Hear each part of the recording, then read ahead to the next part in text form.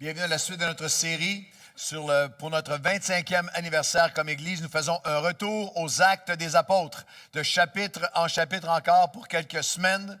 Nous regardons ensemble aux Actes. Nous voulons faire un retour à ce qui est aux fondations, aux fondements, à l'essentiel, aux valeurs, aux pratiques qui ont fait en sorte, par la grâce de Dieu, que Dieu a béni. Nous voulons toujours revenir et garder, protéger ce que Dieu nous a appelé à faire, qui a amené la bénédiction, qui a amené la multiplication, qui a amené la croissance, la percée, la protection, la faveur de Dieu. Nous voulons continuer à faire un retour et protéger ces valeurs, un retour peut-être à ce qui ne doit jamais être perdu.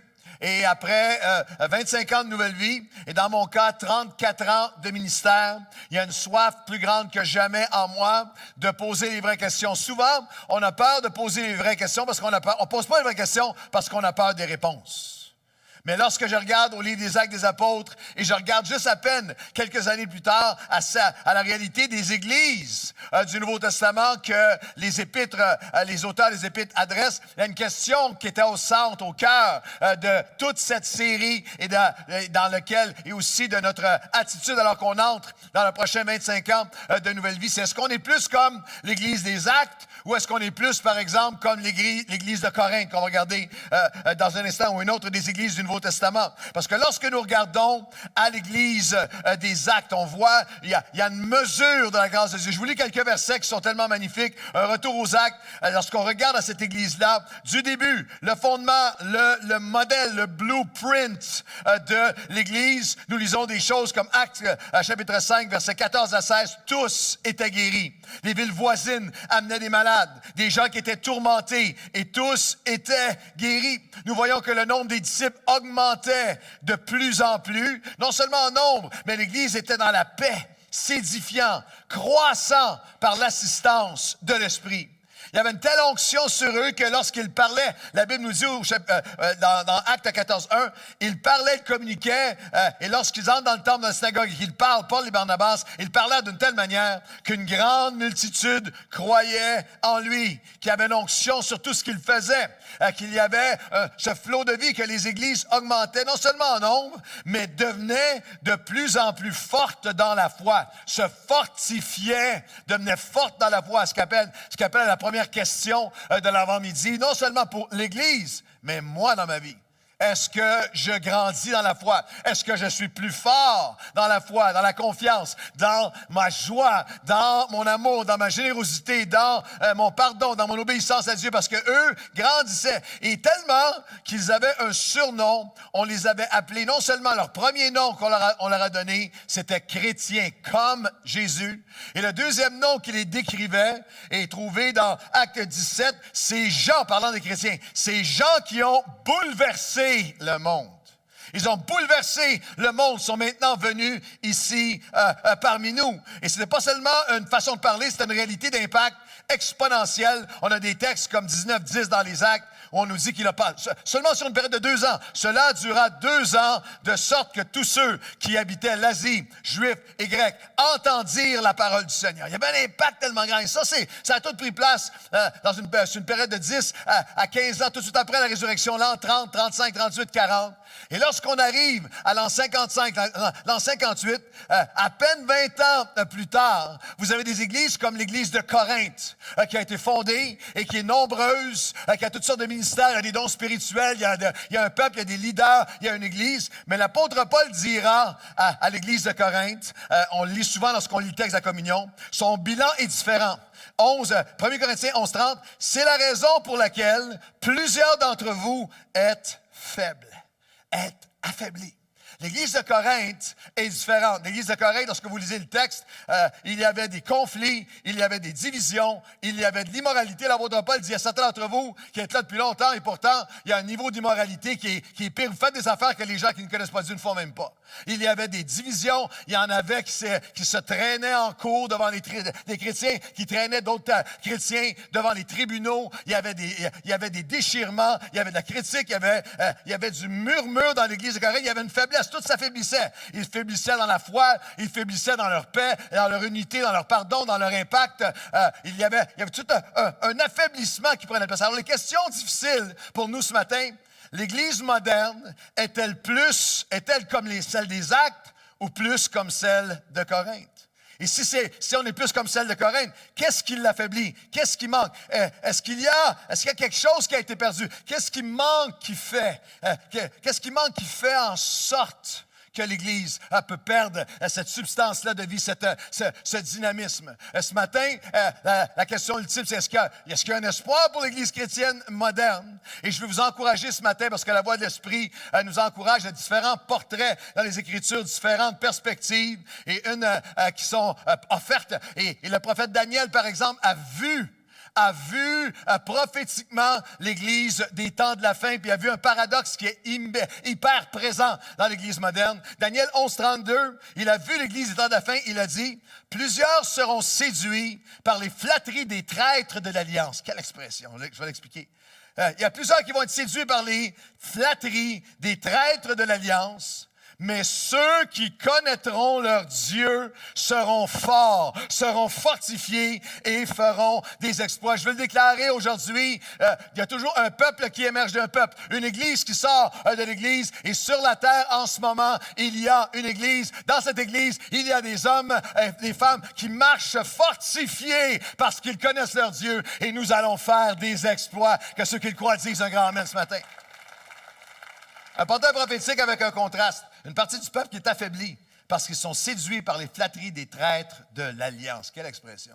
Par des communicateurs, par des pasteurs, par des leaders qui ont trahi le vrai message de Dieu, le vrai message du Seigneur. Et de l'autre côté, un peuple qui, lui, est fort. Il est fortifié parce qu'il faisait des exploits, parce qu'ils connaissent leur Dieu. Ce n'est pas une question de connaissance intellectuelle, ce n'est pas une question d'information. Lorsque vous lisez ce mot-là dans l'Ancien Testament, connaître, c'est le mot yada en hébreu. On l'utilise dans la Bible pour connaître quelqu'un intimement. Utilisé dans la Bible pour exprimer la réalité de Dieu qui connaît nos cœurs. Est-ce que vous savez que Dieu connaît tout de nos cœurs ce matin? Il connaît tout, il connaît. Et aussi, Yada, pour exprimer la profondeur de la relation que Dieu désire avec chacun d'entre nous. On a, par exemple, Adam connu Ève, son épouse. Ils ont donné naissance à un enfant. Il a connu Ève. Et le mot Yada, connaître, cette intimité, est aussi partout à travers la Bible. À travers l'Ancien Testament, il y a cette image hallucinante, cette image de Dieu qui dit, c'est ça, cette dimension-là d'intimité, de connaître. Par des textes aussi simples, il y en a des dizaines, mais comme Ésaïe 54:5, qui dit, « Car ton Créateur est aussi ton époux. » Ce que Dieu veut de nous comme relation, il exprime à travers cette connaissance, cette intimité. Je vais avoir une relation. C'est pour ça que la Bible décrit l'Église, chacun d'entre nous qui la composons, pas des bâtiments, les chrétiens, nous décrit comme étant l'épouse et lui est l'époux. Et cette intimité, cette dimension, Dieu dit, lorsque je vais décrire ce que je désire comme relation, et ceux qui vont me connaître comme ça vont être forts, ils vont être fortifiés, ils vont faire des exploits. Il parle d'une dimension de fidélité, d'exclusivité dans un mariage, de loyauté, d'engagement pour illustrer son désir de relation avec son peuple. C'est pour ça qu'Éphésiens 5, dans la Nouvelle Alliance, l'apôtre Paul le dira de cette façon. Éphésiens 5, 31-32. C'est pourquoi l'homme quittera son père et sa mère, s'attachera à sa femme, ils deviendront une seule chair. Ce mystère est grand parce que je dis cela comme une illustration de la relation que Christ désire avoir avec son Église. Ce texte-là n'est pas seulement qu'il reprend de la Genèse, n'est pas seulement un enseignement pour le couple. Tu vas quitter afin de t'attacher et de devenir. Il dit littéralement quitter les idoles anciens, les péchés anciens, la vie ancienne, les façons de penser anciennes, pour s'attacher à Dieu et devenir ce qu'il veut que tu sois. Et en fait, la relation que moi je vais avoir, je veux que mon peuple, que mes enfants me connaissent. Une relation intime avec moi. Dieu dit tu dois avoir une image la clé pour la force, le combat spirituel, pour la force. Si vous voulez anéantir ce qui vole votre force, si vous voulez être fortifié, il faut que vous me connaissiez. Et si vous voulez savoir c'est quoi pour moi que mes enfants me connaissent, qu'ils marchent en connaissance avec moi, c'est littéralement comme un mariage, que nous soyons mariés ensemble, que je sois l'époux, vous êtes l'épouse, un mode de vie où je m'éloigne d'eux pour m'attacher à Dieu, pour devenir. Et avec cette image de Dieu qui veut littéralement être marié avec toi, marié avec nous, son Église, regardez avec moi pendant un instant. Gardez ça en esprit alors que vous regardez avec moi pendant un instant cette vidéo. That castle. Really? Isn't that phenomenal? So they taught you how to fold the napkins? Yes. Oh, wow. I actually, believe it or not, I know how to fold the Sydney Opera House. I don't believe you. No, I really do. I can totally show you. Hang on Stop. one second. I'm very excited. Good evening. Oh. Good evening. Have you dined with us before? Yes, actually, this is our favorite restaurant. Welcome back. No, babe, I'm pretty sure we've never been here before. No. That's weird. Really? Yeah, no, we haven't. Oh. Hold that thought just 1 second. I'm really sorry. Oh, no problem. Yeah. So what would you like to order this evening? Yes, sir. So, you know what? I think I would like to have that salmon. That sounds absolutely wonderful. That's one of my favorites. Oh, great. Yeah, you'll like that. And for you, ma'am? Oh, I will have the filet mignon and the New York strip and the 8-ounce sirloin, all medium rare, please. Yes, fantastic. That is a great choice. Thank you. I will get those right out to you. Babe, that's kind of a lot of food, isn't it? I'm not just ordering for one, you know. Wait, are you telling me that are we expecting? Yeah, he'll be here soon. It's a boy? Oh my, Yeah, of oh my gosh, babe. course. Okay, this has got to be There one he of is the... now. Wait, Hi. what? Oh, bonjour. Sorry I'm late. I ordered for you. Oh, thank you. You know me so well.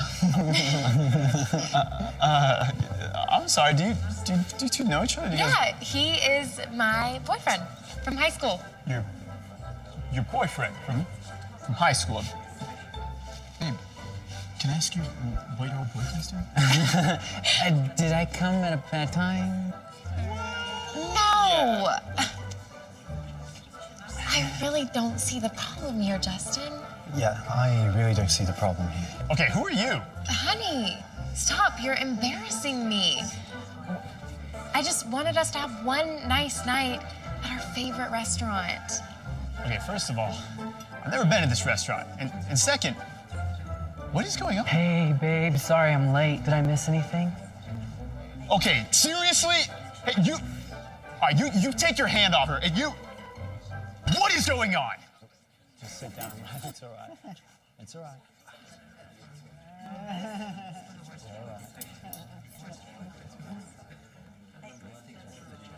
Angela, is this some kind of joke? Are you actually seeing these guys? Justin, I've known these guys longer than I've known you. Wait, what? Are you seriously jealous right now? Jealous? Angela, in case you forgot, we're married. Okay, and we spend the majority of our time together. I love you more than any of my other boyfriends. That's why you'll always be my favorite. Your favorite. Is there anyone else I need to know about? Babe, is there a problem over here? Okay, really, the waiter? No, Dennis, we're All right, fine. seriously, no. Good. Food will be right out. Okay, Angela, all right. These guys need to go, and we need to talk. We're done. I cannot believe this. You are being so selfish. Selfish. Why do you always have to make everything about you? You ruined our favorite restaurant. Excuse me. I'm sorry. Yeah, I've still never been to this restaurant. Un peu ridicule, à la limite de l'absurde. Combien d'entre vous aimeriez être marié à quelqu'un comme ça? Oui ou non? Combien d'entre vous voulez être marié à quelqu'un comme ça? Comment avons-nous pu penser au fil de toutes ces années que l'époux Jésus voudrait être marié avec quelqu'un comme ça? Comment l'époux Christ pourrait-il être marié à une église comme ça? À une église qui dit t'es mon favori, t'as une grande partie dans ma vie, je te donne des compliments, je te donne une petite partie, mais t'attends surtout pas à ce que je laisse le reste. Là, Angela n'a pas compris. Angela dit t'es mon préféré, t'es mon favori. Mais Angela n'a pas compris que lorsque tu te maries, lorsque tu descends l'allée avec la robe blanche, tu es en train de dire à ce moment-ci, je viens de dire non pour la vie aux 3,5 milliards d'autres hommes sur la terre. C'est toi maintenant. C'est seulement toi maintenant. Cœur, amour, dévotion. Je veux te connaître. Nous allons nous connaître. Je vais quitter afin de m'attacher, afin de devenir. Et c'est ça c'est ça que l'apôtre Paul a adressé, a identifié, Daniel a adressé, a dit, si tu veux savoir comment le peuple va être fort, comment il va être gagnant dans le combat spirituel, comment il va être victorieux, il va connaître son Dieu. Il va être en communion intime, exclusive, loyale, fidèle, rejetant tout ancien, chum, idole et autres pour se donner à lui et à lui seul. Et sur cette connaissance et sur ce yada, je vais répandre ma gloire, je vais répandre mes exploits, je vais répandre ma présence. Et tu ne manqueras jamais de rien. Je vais être ton époux fidèle et je vais m'occuper de toi. Quelqu'un devrait dire Amen. Connaître. L'apôtre Paul dit, c'est quoi? Pourquoi était-il si faible à Corinthe? 2 Corinthiens 2, 21. Car vous n'avez pas abandonné vos idoles passées. Tu n'as pas abandonné tes anciens chums. Et vous ne vous êtes pas repentis. Repentance. De l'impureté et de l'impudicité auxquelles vous vous êtes livrés. La repentance, un retour aux actes est un retour au vrai combat spirituel doit être un retour à la repentance. Lorsque je dis le mot repentance, pour certains, ça évoque une notion de légalisme, une notion sans grâce, sans amour. Et on va le définir comme il faut ce matin.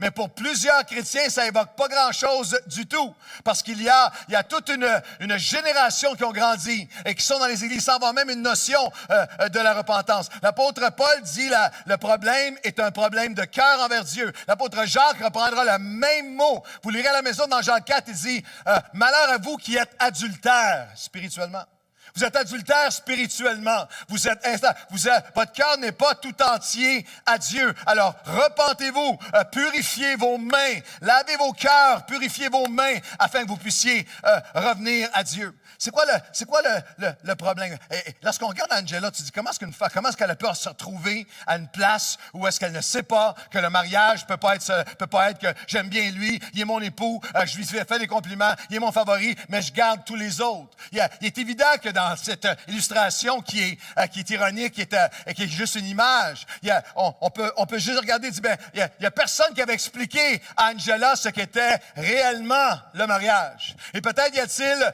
des millions de chrétiens maintenant, en 2018, à qui on n'a pas expliqué réellement le commencement de la marche avec Dieu, le commencement de la repentance. La repentance qui établit et qui est un mode de vie pour renouveler cette connaissance de Dieu. Le commencement de la repentance. Quelques extraits des évangiles.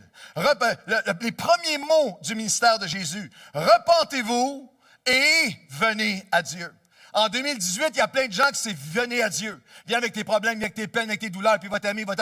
On a complètement enlevé l'élément de repentance. Jésus a dit « Non, repentez-vous et venez à Dieu. Repentez-vous car le royaume de Dieu est proche. Repentez-vous et démontrez les fruits dignes de la repentance. » Les disciples avaient très bien compris le message. Leur premier message, les disciples partirent et prêchèrent la repentance pour libérer les captifs et guérir les malades. Car si vous ne vous repentez pas, dit Jésus, vous ne verrez pas le royaume de Dieu.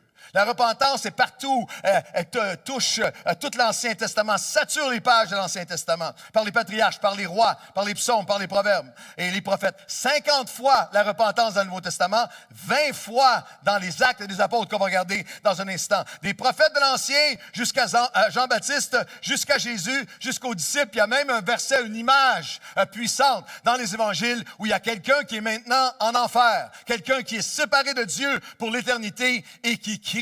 Vous retrouverez ça à la maison dans Luc 16, 30, et qui crie, va avertir ceux de ma famille, va avertir ceux que si quelqu'un des morts va vers eux, peut-être vont-ils comprendre que sans la repentance, sans la repentance, il n'y a pas de royaume de Dieu. Aujourd'hui, en 2018, on a des gens qui viennent à Dieu sans la repentance. Il y a des gens qui marchent avec Dieu sans repentance. Des gens qui servent Dieu sans repentance. Des leaders qui dirigent des églises et des mouvements d'église et dont le cœur n'est pas un cœur de repentance. Sans la repentance, il n'y a pas de royaume de Dieu. Sans la repentance, le royaume s'éloigne. Sans la repentance, il n'y a pas de vrai salut en Jésus-Christ. Et sans la vraie repentance, il n'y a pas de fruit. Et lorsqu'il y a le fruit de la repentance, le cœur de repentance, lorsque nous connaissons Dieu avec intimité, fidélité, loyauté et engagement, alors les forces de Dieu à travers nous viennent s'accomplir.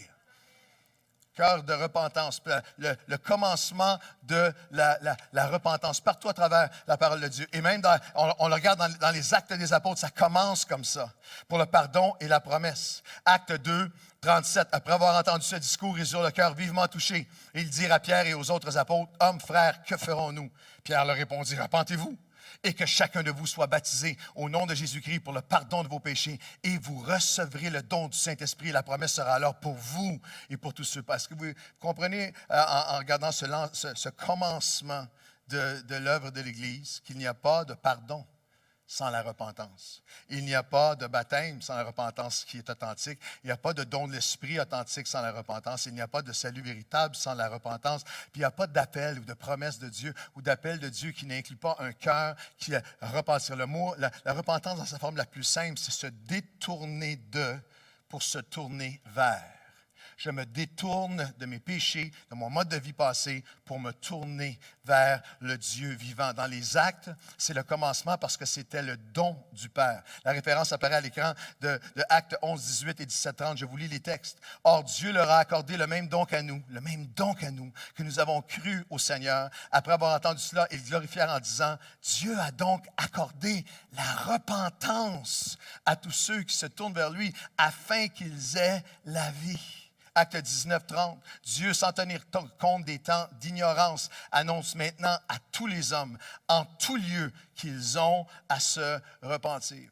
Tu as été ignorant, nous étions tous ignorants, nous ne connaissions pas Dieu avant d'être. Il y en a qui sont dans l'Église et qui ont été ignorants. Il y en a qui sont là depuis des années, quel que soit où vous avez été, sans qu'on vous dise, tu as été ignorant. Dieu ne tient pas compte, dans son amour, sa miséricorde, sa patience, ne tient pas compte des temps d'ignorance. Il dit maintenant, ici, aujourd'hui, tous les hommes, en tout lieu, juifs et grecs, religieux et irreligieux, ont à se repentir, parce que Dieu a fixé un jour où il jugera le monde. Je vous lis Acte 17, 30. Selon la justice, par celui qui l'a choisi, Jésus-Christ, et qu'il a donné une preuve certaine à tous en le ressuscitant des morts. La paix, la puissance, la victoire dans le combat spirituel, l'autorité spirituelle, les forces renouvelées viennent dans l'homme et la femme qui marchent à chaque jour, pas dans la condamnation, mais avec un sens qu'à tous les jours, j'ai besoin de rejeter, d'abandonner et de me tourner vers Dieu à chaque jour, parce qu'à chaque jour, je sais que je me rapproche du jour où je vais me présenter devant Dieu, rendre compte pour ma vie. Est-ce que j'ai été résistant?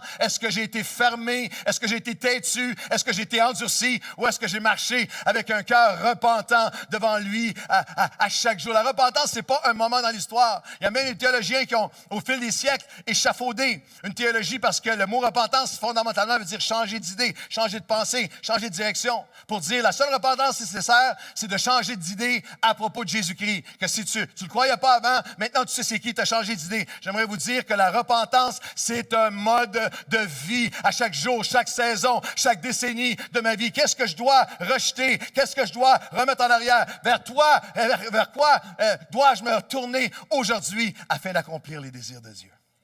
Il y a plusieurs années, les premières années de ministère, tout de suite après avoir gradué du collège biblique, je commençais à voyager beaucoup comme évangéliste. Et je me souviens toujours, c'est incroyable, je vous en parle maintenant, 30 ans plus tard, 34 ans plus tard. J'étais tout jeune, dans la jeune vingtaine, et j'ai été invité à aller prêcher aux États-Unis à travers un contact, un pasteur que je ne connaissais pas. Lui ne me connaissait pas, mais j'avais prêché pour un de ses amis, puis il dit, tu devrais inviter ce jeune homme-là. Et puis je suis arrivé là-bas, je ne vous dirai pas l'État, juste au cas, peut-être vous connaissez des gens ou quoi que ce soit. C'était un monsieur qui avait déjà eu une grande église, une église qui assoyait plus de 2000 personnes et qui avait juste quelques centaines de personnes maintenant dedans. Il y avait des divisions, il y avait toutes sortes de choses. Et lorsqu'il est venu me chercher, vous savez, il y a des chocs de culture. Lorsqu'il est venu me chercher à l'aéroport, le monsieur, on a sorti de l'aéroport, puis il était là, si vous avez une voiture comme ça, c'est correct, mais il y avait une immense, j'avais jamais vu une aussi grosse auto, il y avait un immense Cadillac bleu pâle. Mon appartement au complet rentrait dans son coffre arrière de ça. C'est juste une espèce de boum, c'était assis comme dans un salon, tu sais. Et puis on part ensemble, on s'en va, et puis on arrive là, il met à l'hôtel, et puis le soir, on commençait les réunions, puis je faisais, disons, mercredi à dimanche. Et lorsque je suis arrivé dans la première réunion, c'était triste à voir. Il y a un sanctuaire qui avait déjà été plein. Lui était là depuis des années. Sanctuaire qui avait déjà été plein. Quelques centaines de personnes à peine, mais j'ai prêché de tout mon cœur. Puis ce qui m'a frappé, c'était la soif des gens. Les gens à l'appel, les gens qui pleuraient, les gens qui venaient. Et de soir en soir, rendu au dimanche soir, l'église était presque pleine. Et on m'a dit que ce n'était pas des nouveaux, c'était des gens qui avaient abandonné l'église, qui entendaient parler qu'il se passait quelque chose. Mais l'affaire qui me marquait, je n'ai pas raconté cette histoire-là pendant des années pour que personne ne sache ou fasse un lien, pour ne pas savoir qui aujourd'hui. Mais ce qui me frappait, c'est que les réunions finissaient. Moi, je passais mes journées, je passais des parties d'après-midi à marcher dans ma chambre et à prier. Seigneur, viens visiter ces gens-là ce soir. Viens agir. Et je voyais des gens, un après l'autre, qui se repentaient, qui étaient touchés, qui avaient soif et qui revenaient ensemble, ils se réconciliaient, ils priaient. Et lorsque les réunions finissaient, c'était comme un changement d'atmosphère complet. J'allais manger avec le pasteur et lui était froid. Il était moqueur, il parlait d'une église, parlait d'une autre, méprisait un, méprisait l'autre. Et c'est comme si la réunion au complet était pour tout le monde, mais pas lui. Toutes les réunions comme ça, jusqu'à la fin, jusqu'au dimanche. Puis moi, vers la fin, rendu au vendredi soir, je me suis mis à prier pour lui, touche-le, va le chercher, Seigneur. Il n'y a rien qu'il faisait. Il aimait ça, il était content des réunions. Puis à la fin, combien croient que notre jeune frère devrait revenir? Oui. Mais tout le long, je me disais, c'est quelque chose qui va atteindre lui. Et lorsque les réunions ont été terminées le lundi ou le mardi, lorsqu'il me ramène à l'aéroport, on embarque encore dans la voiture. Et là, il y avait une cassette qui jouait. C'était à l'époque des cassettes pour les plus jeunes, je vous expliquerai après. Il y avait une cassette qui était là, qui jouait dans son... C'était pas un 8-track, au moins c'était pas un 8 pistes, c'était une cassette. Et alors qu'on conduisait, c'était une cassette de prédication, c'est quelqu'un qui prêchait. Mais j'étais vraiment touché. Moi, j'étais assis là. Après juste 2-3 minutes, il ne dit pas un mot, il faisait juste laisser jouer ça. Puis après 2-3 minutes, j'étais touché. C'était un message simple, mais passionné et un cœur. Puis après un certain temps, lui, il souriait puis il me regardait. Puis moi, j'étais touché là, par le message. L'onction du Seigneur était là. D'un coup, je dis, this is great. This really ministers to me. This is touching my heart. Il dit, oui. Il dit, c'est qui ça? Je dis, non. Il dit, c'est moi, tu as 25 ans. Il dit, je suis pareil comme toi.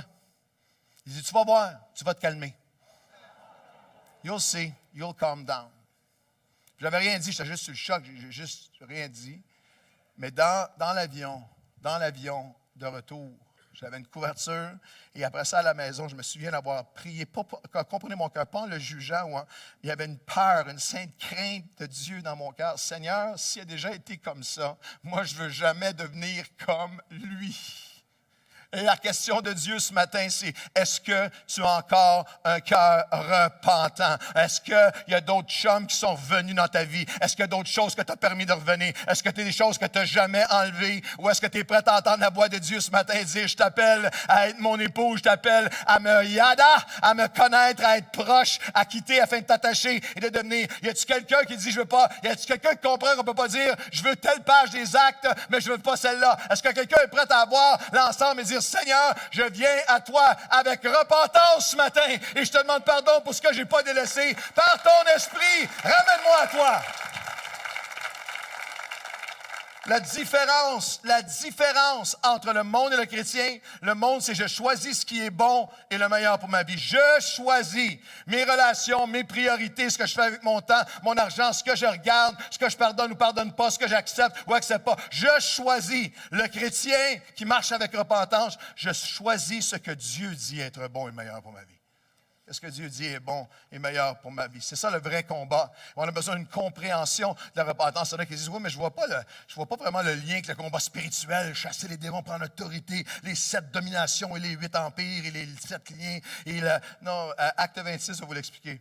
L'appel fondamental de Paul. Il y a un commencement, il y a le vrai combat et la compréhension de la repentance. Acte 26, 16. Mais le Seigneur dit, il est en train de raconter, Paul raconte au roi Agrippa son appel, son ministère. Il dit, lève-toi. Le Seigneur m'a dit, lève-toi, tiens-toi sur tes pieds. Je suis apparu pour t'établir dans un ministère. Je t'ai choisi du milieu du peuple pour aller vers qui je t'envoie, verset 18. Combat spirituel, afin que tu leur ouvres les yeux pour qu'ils passent des ténèbres à la lumière, de la puissance de Satan à Dieu. Tu ne peux pas avoir plus de combat spirituel que ça. Tu vas être appelé, Paul, à aller arracher des mains des gens qui étaient dans les ténèbres, les passer d'une puissance à l'autre, d'un lien à une libération, des ténèbres à une lumière, année après année de domination sur leur vie, à la liberté que j'ai pour eux. Et c'est quelque chose, des gens qui étaient pris par des choses puissantes qui vont en être libérés. Ils vont passer des ténèbres à la lumière, de la puissance de Satan à Dieu, pour qu'ils reçoivent, non seulement par la foi en moi, le pardon des péchés, mais l'héritage, parce que j'ai un héritage d'une vie abondante pour chacun d'entre eux. En conséquence, roi Agrippa, je n'ai pas résisté à la vision céleste. C'est ça la vision que Dieu a pour chaque être humain. C'est comme ça qu'on fait le combat spirituel. Je n'ai pas résisté, je n'ai pas façonné mon propre évangile. Non, Agrippa, je n'ai pas résisté à la vision céleste. Alors à Damas d'abord, puis à Jérusalem et dans toute la Judée chez les païens, j'ai prêché la repentance. Et la conversion à Dieu avec la pratique, pas seulement la théorie de la repentance, le témoignage de repentance, pas seulement j'ai la foi en la repentance, est-ce que tu as le fruit de la repentance? Jésus a dit, si tu veux savoir ce qu'il y a dans le cœur d'un arbre, si tu veux savoir la sève qui coule dans quelqu'un, tu n'as pas besoin de creuser jusqu'au centre de l'écorce, tu as juste à regarder ses fruits. Regarde ses fruits, tu vas savoir qui il est. Alors, le message de la repentance, connaître Dieu, c'est non seulement que c'est pas seulement quelque chose que je comprends ou que je crois théoriquement, c'est quelque chose profondément dans le cœur. L'apôtre Paul a dit, c'est comme ça. C'est comme ça que la puissance de Dieu vient déraciner des mensonges, des dominations, des liens, des captivités, des forteresses qui sont là depuis des années, des ténèbres à la lumière, de la puissance de Satan à la puissance de Dieu. J'appelle le peuple à la repentance et ceux qui viennent avec repentance par la puissance de Dieu vont voir sans limite leur vie être transformée. Les fruits de repentance, le fruit, la pratique de la repentance. Je me détourne de l'immoralité. Tu te détournes de l'immoralité. Tu te détournes de relations qui sont immorales. Tu te détournes de relations sexuelles hors du mariage. Tu te détournes de la pornographie pour te tourner vers le Dieu vivant, la liberté qu'il veut te donner. Tu te détournes du mensonge pour te tourner vers Seigneur, je vais te dire la vérité. Tu te détournes de l'amertume que tu gardes dans ton cœur, de la critique. Tu te détournes de l'égocentrisme, de la négligence que tu peux avoir pour les personnes de ta famille. Tu te détournes de la colère qui t'habite et qui fait que tu blesses et détruis des gens autour de toi. Tu te détournes d'une froideur de cœur. Tu te détournes tu veux me détourner de ma négligence, ma paresse spirituelle. Je me détourne vers une nouvelle direction. Et la repentance, c'est dans mes pensées, c'est dans mon cœur et c'est dans mes actions. Le mot grec pour repentance, la compréhension, c'est le métanoia, un changement de pensée, de cœur, de comportement complet. Une vraie repentance, c'est une transformation avec des dimensions intellectuelles, émotionnelles, volitionnelles et caractérielles. C'est plus que juste changer d'idée sur Jésus. C'est un changement où je me détourne du péché pour me tourner vers Dieu. Je rejette mes anciennes alliances, mes anciennes idoles, mes anciennes captivités, mes anciennes priorités pour me tourner vers celle de Dieu, où j'offre ma vie comme un sacrifice vivant par le renouvellement de mes pensées. C'est pour ça que la vraie repentance, ça commence ici. Ça commence avec je reconnais et je rejette. Acte 11, 18, Dieu accorde la repentance pour qu'il puisse saisir la vie, pour que tu puisses la posséder, pour que tu puisses littéralement discerner et t'emparer de ce qui est de Dieu. 1 Thessaloniciens 1,9, la référence à l'écran, tout va être sur le site Internet. Je vais faire refaire l'étude si vous voulez. Et je donne plusieurs passages. Donne une description magnifique de la repentance. Il dit, votre foi s'est fait connaître à savoir comment vous vous êtes convertis à Dieu en abandonnant vos idoles pour servir le Dieu vivant. Je m'approche, j'accepte Dieu, j'abandonne des idoles afin d'accomplir l'appel de Dieu dans ma vie. Avant, c'est moi qui déterminais qu'est-ce qui est bien, qu'est-ce qui est mal, qu'est-ce qui va être bon pour moi ou non, quelle relation va être bon, qu'est-ce que j'ai le droit, qu'est-ce que j'ai pas le droit, qu'est-ce qui est grave, qu'est-ce qui n'est pas grave. Et maintenant, j'ai dit, Seigneur, c'est toi. C'est ta parole qui va le déterminer dans ma vie. Il y a une dimension où tant aussi longtemps que tu vas arrêter, tu vas continuer à excuser ce que tu fais, rationaliser ce que tu fais, expliquer ce que tu fais, comparer ce que tu fais, je suis moins pire qu'avant ou moins pire qu'elle ou que lui, ignorer ce que tu fais, renier ce que tu fais intellectuellement dans tes pensées, tu n'es pas dans la repentance. C'est pour ça qu'il dit, tu vas offrir ton cœur comme un sacrifice vivant devant Dieu par le renouvellement de tes pensées. Et lorsque tu en viens à dire, quand je fais ça, là, c'est mal devant Dieu. Ça va repartir ici, mais ça doit se rendre dans le cœur. Il y a quelque chose qui est littéralement, je vais reconnaître, je vais appeler les choses telles qu'elles sont, je vais les nommer, reconnaître et rejeter, et je vais ressentir. Il y a une dimension intellectuelle, un changement de notre façon de penser, puis il y a une dimension qui est émotionnelle, ressentir, la dimension intérieure, un changement de nos sentiments et de notre cœur. Qu'est-ce qui est arrivé le jour de la Pentecôte, lorsque l'Esprit de Dieu les a touchés? Ils eurent le cœur vivement touché. Et la crainte de Dieu s'est emparée de chacun. La crainte de Dieu, pas la terreur vive dans la... Non, une crainte, un respect, une révérence, la crainte de ce qui arrive à ceux qui marchent loin de Dieu. La crainte de ce qui me sépare de lui. La crainte de garder une captivité, de garder une désobéissance, une rébellion dans ma vie jusqu'au jour où je vais me présenter devant lui. La crainte du mal que je fais à Dieu, que je fais à moi-même et que je fais aux autres. La crainte de saboter un témoignage que Dieu m'a donné depuis des années. La crainte de ne pas m'emparer demain de ce que Dieu a pour moi. La sainte crainte de Dieu se répandait. Il y a un sentiment du cœur. L'apôtre Paul dira à l'église de Corinthe qui était rendue faible et qui était endurcie. Au chapitre 2e épître de Corinthiens 7, 9 à 10, je lis pour vous le texte, la référence à l'écran. Je ne me réjouis pas, non, que vous avez été attristés, mais que vos larmes vous ont porté jusqu'à la repentance. Car vous avez été attristés selon Dieu, afin que vous ne perdiez pas votre héritage. En effet, la tristesse selon Dieu produit une repentance à salut que tu ne regretteras jamais. Tandis que la tristesse du monde, les remords, produisent la mort. Grande différence entre la conviction. Et je regarde nos amis des soins pastoraux qui sont ici. Nous avons besoin d'amener des chrétiens à un endroit où ils reconnaissent le mal qu'ils font et qu'ils se font, ce qu'ils peuvent changer. Le reconnaître ici et prier par l'Esprit de Dieu. Il y a plusieurs croyants qui sont littéralement à 45 cm de la vraie repentance. Tout est là, puis il n'y a rien ici. Il faut que ça descende ici. L'apôtre Paul n'était pas un sadique, il n'aimait pas savoir les gens avoir de la peine. Mais il dit, moi, je me suis réjoui, pas que tu as pleuré, mais je me suis réjoui que tu en es venu à une réalisation du mal. Tu en es venu à ressentir le mal que tu te fais, que tu fais aux autres, ce que tu perds, ce que tu voles aux autres, le mal que tu fais à tes enfants, le mal que tu fais à toi-même, le mal que tu fais à Dieu. Je dis à tous ceux qui font la relation d'aide, la nouvelle vie, à moins qu'on amène les gens à ça, 10 rencontres, 30 rencontres, 40 rencontres, 50 rencontres, il n'y aura pas de transformation, il n'y aura pas de changement. Mais lorsque le cœur vient à une reconnaissance du mal qu'il a fait, de son besoin de Dieu, de ses limites en Dieu, et que le cœur est touché, renouvelé, il n'y a pas de limite à l'action surnaturelle de l'Esprit de Dieu qui va venir pour transformer les vies. Repentance, la dimension intellectuelle, un changement de façon de penser. Ressentir, la dimension émotionnelle intérieure, un changement de nos sentiments et de notre cœur, de notre dimension. Rediriger, la dimension volitionnelle et même caractérielle, qui fait de toi, avec la transformation de Dieu, quelqu'un qui devient une personne différente. Les choses anciennes passées, toutes choses deviennent nouvelles. Acte 26, 20, l'apôtre Paul l'explique de cette façon. À Damas d'abord, après ça à Jérusalem, dans toute la Judée, chez les Juifs, chez les non-Juifs, chez des religieux, chez des complètement non-religieux païens, j'ai prêché la repentance et la conversion à Dieu. Pas la conversion à Dieu sans repentance. Pas bien Jésus, va tout t'arranger, puis quand tu fais des péchés, c'est pas grave, puis quand tu continues, tout est couvert et tout est pas... Non. Tu viens à Jésus, par sa grâce, par son amour, il te prend à lui, il lave tes péchés passés, présents et futurs. Mais maintenant, tu vas te convertir à lui, j'ai prêché la repentance avec la pratique d'œuvres dignes de la repentance. Diapo 18, j'ai prêché la repentance avec la pratique d'œuvres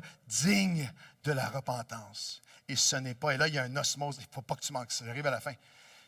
Il y a quelque chose, il y a une connexion divine tellement importante parce que ce n'est pas par nos propres forces. Ce n'est pas à force de résolution seulement que tu es capable d'accomplir. Tout le monde ici, on a des choses qu'on a dit, ça, il faut que j'arrête, ça, il faut que je... Mille résolutions. Moi, je viens d'une famille que de génération en génération, chaque père dans la famille Hood, à un moment donné, a dit, il faut que j'arrête de boire.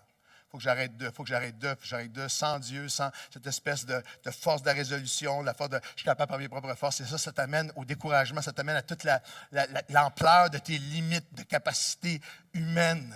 Et il y a une osmose extraordinaire. Dans Philippiens 2, il explique le processus. Il dit ainsi, mes bien-aimés, travaillez à votre salut avec crainte et tremblement. Le salut est entièrement accompli en Jésus-Christ, mais il y a ce cœur repentant qui marche devant Dieu. Car c'est Dieu qui produit en vous la volonté et la capacité de faire selon son bon plaisir, afin que vous soyez irréprochables et purs comme des enfants de Dieu, portant la parole de vie et brillant comme des flambeaux au milieu d'une génération perverse. C'est presque comme si, dans le même verset, il y avait une contradiction. Et vous avez les deux camps chrétiens ici face au combat de chaque être humain. Ceux qui disent, faut que tu travailles avec ton salut, par tes propres forces, tu es capable, il faut que tu... Puis ceux à côté qui disent, non, tu fais rien. C'est une œuvre souveraine. C'est l'œuvre souveraine de l'Esprit seulement. L'apôtre Paul met les deux, aux Philippiens, met les deux ensemble parce que c'est comme ça que l'œuvre de Dieu se fait. Dieu ne viole jamais la volonté d'un individu. Mais si tu viens à toi, puis vous remarquez que c'est après salut, c'est pendant salut. Seigneur, je viens à toi, je me repens de ceci, tu me montres par l'Esprit que cette attitude-là, cet attachement-là, cette action-là ou ce manque d'action-là, cette réaction-là, ce secret-là n'est pas de toi. Alors je l'amène devant toi maintenant. Je n'en ai ai pas la capacité en moi-même. Et à cet endroit-là, Dieu te donnera le désir, Dieu te donnera la force et le faire, la capacité de le faire. Et à cet endroit-là, le plaisir de Dieu se manifeste, la puissance de Dieu se manifeste. Et il est capable de prendre le pire d'entre nous et de faire de nous des enfants de Dieu purs, irréprochables, qui vont briller comme des lumières dans un monde qui est pervers. Dans un monde qui est pervers. Le choix et le commencement, le vrai combat, la compréhension, c'est dans mes pensées, c'est dans mon cœur, c'est dans ma volonté, dans mes actions. Et je termine avec ceci, il y a le choix et les conséquences de la repentance. Acte 5, toujours dans les actes, 5, 31, 32, verset, la diapo 22. Dieu l'a élevé par sa droite comme prince et sauveur. Pas seulement pour être chanté, pour être loué, pour nous couvrir de bénédictions, non, pour donner à son peuple la repentance. Le plus grand cadeau que Dieu donne aux êtres humains, c'est la capacité de venir à lui et par sa force, de se détourner d'avant pour entrer dans ce qu'il a pour nous. Et le pardon des péchés. Nous sommes témoins de ces choses, de même que le Saint-Esprit que Dieu a donné à ceux qui lui obéissent. Carrément ce matin, un aspect d'obéissance. Est-ce que je vais obéir à ce que Dieu m'appelle? Est-ce que je vais obéir et me repentir? Est-ce que ça va être orgueil ou obéissance? Est-ce que ça va être endurcissement ou entrer dans ce que Dieu a pour moi? Est-ce que je vais recevoir ou est-ce que je vais résister? Est-ce que je vais entrer dans ce que Dieu a pour moi ou est-ce que je vais m'endurcir un peu plus? Et une des façons dont il montre à quel point il nous donne, c'est la dernière pensée du message, il nous donne les conséquences, un portrait tellement saisissant de ce que les conséquences de la non-repentance. C'est que pendant les années où l'Esprit de Dieu agit, la naissance de l'Église par la repentance, l'implantation des églises par la repentance, il y a 7 églises qui ont été implantées en Asie. Les églises des Actes des Apôtres, que nous retrouvons dans le dernier livre de la Bible, dans l'Apocalypse. Les historiens, théologiens, il y a 7 églises dans Apocalypse 2 et 3, il y a 7 églises. Et les 7 églises, pour les théologiens, ont 3 théories, disent, ils représentent effectivement les 7 églises qui étaient là, avec Éphèse, Smyrne, toutes les églises qu'on a vues dans les Actes. Et d'autres disent, oui, c'était ces églises-là, mais c'est plus que ça. Elles représentent aussi des églises, des périodes de l'histoire de l'Église, et certains essaient de faire coïncider, coordonner chaque église comme une période de l'histoire jusqu'à la fin, comme étant l'église de Laodicée, l'église des temps de la fin, qui serait l'église dans laquelle nous sommes. Et plusieurs théologiens, dont je ne me considère pas comme un théologien, mais l'autre position à laquelle j'adhère, c'est que non seulement c'est à ces églises du Nouveau Testament, mais que les 7 avertissements, les 7 repens-toi de l'Apocalypse sont pour chaque église de toutes les époques jusqu'à nous aujourd'hui et nous donnent la conséquence et les conquêtes. Tu te repens, voici la conquête. Tu ne te repens pas, voici maintenant la conséquence. Et je vous les donne en rafale en terminant ce matin et je prie simplement, comme on l'a chanté, que l'Esprit de Dieu soit puissant avec conviction et que dans ce moment, des cœurs soient libérés, que des vies soient changées, que des mariages soient sauvés, que des familles soient restaurées, que des liens soient brisés, que des milliers puissent passer des ténèbres à la lumière, du royaume de Satan lui-même au royaume de Dieu et de Jésus. Que des cœurs qui n'ont pas été repentants depuis des années puissent être saisis ce matin. Que des gens qui sont venus au Seigneur sans comprendre même qu'ils doivent se repentir soient saisis ce matin au nom de Jésus. Le choix et les conséquences de la non-repentance dans le message ultime de Christ aux églises, des actes, de l'histoire, à travers toute l'histoire des actes jusqu'à nous aujourd'hui. Repens-toi, repens-toi, repens-toi, parce que si tu ne te repens pas, tu vas abandonner. Repens-toi, dit-il à l'église d'Éphèse, parce que ce que j'ai contre toi, c'est que tu as abandonné ton premier amour. Alors, repens-toi. La non-repentance fait qu'on abandonne. Abandonne l'appel, abandonne sa présence, abandonne notre destinée, abandonne un mariage, abandonne un couple, abandonne un vœu. Mais la repentance nous permet de renouveler notre cœur qui s'attache à Dieu. Renouveler nos cœurs, nos vœux, nos désirs, nos passions. Combien veulent rester accrochés à lui jusqu'à la fin avec des cœurs renouvelés? La non-repentance, conséquence aveuglement. Non seulement il y a cette dimension d'abandon, mais il y a un aveuglement. Il dira, car tu ne vois plus. Repens-toi parce que tu ne vois plus, tu ne te souviens plus d'où tu es tombé et de ce que tu es en train de perdre. Alors, repens-toi. Moi, j'ai vu ça comme pasteur depuis plus de 30 ans. Que lorsqu'il n'y a plus un cœur repentant, les gens vont de gaffe en gaffe et s'embarquent dans des patterns de vie où ils ne voient plus ce qu'ils ont perdu. Non, on les regarde, c'est incroyable où est-ce qu'il est rendu. Il était là, elle était là, regarde où ils sont rendus. La repentance te permet de voir clair à nouveau. Parfois, ça fait mal. Mais de voir clair et de dire, hey, c'est ça que l'ennemi est en train de me voler, je veux revenir. Wow, un instant. J'étais là, j'ai tombé là, et je reviens maintenant. La non-repentance amène un affaiblissement. Repens-toi, pratique tes premières œuvres, sinon tu vas perdre ton chandelier, ta lumière va faiblir, à moins que tu ne te repentes. Des personnes, des églises, des chrétiens, des ministères qui avaient une lumière extraordinaire, qui ont vu leur lumière s'éteindre, faiblir parfois, jusqu'à s'éteindre et perdre tout ce qu'ils avaient bâti, parce qu'à quelque part, le cœur de repentance a été perdu. Mais lorsque tu gardes un cœur repentant par la grâce de Dieu, ma lumière ne va pas s'affaiblir. Ma vie, mon témoignage que j'essaie de communiquer ne va pas s'affaiblir. Il va briller de plus en plus pour lui. La repentance, la non-repentance. La non-repentance conduit à un attachement qui va t'amener même jusqu'à une aliénation. Parce que tu as refusé de te repentir, tu es attaché à des doctrines, à des pensées, à des systèmes de pensée qui sont devenus des occasions de chute pour toi et pour d'autres. Et c'est là maintenant que tu demeures, là même où est le trône de Satan. Quoi? Il parle littéralement de personnes, de chrétiens qui ont laissé des pensées devenir des forteresses dans leur vie et que cette forteresse-là a ouvert une porte à l'ennemi dans leur vie.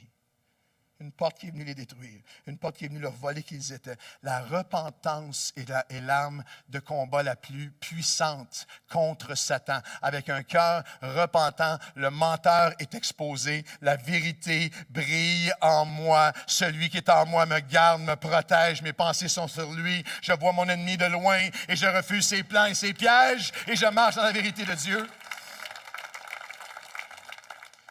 Alors que les musiciens s'approchent, les choix, les conséquences de la repentance, même jusqu'à un avilissement. C'est quoi ça, avilissement? Avilissement veut dire abaisser, corrompre, dégrader,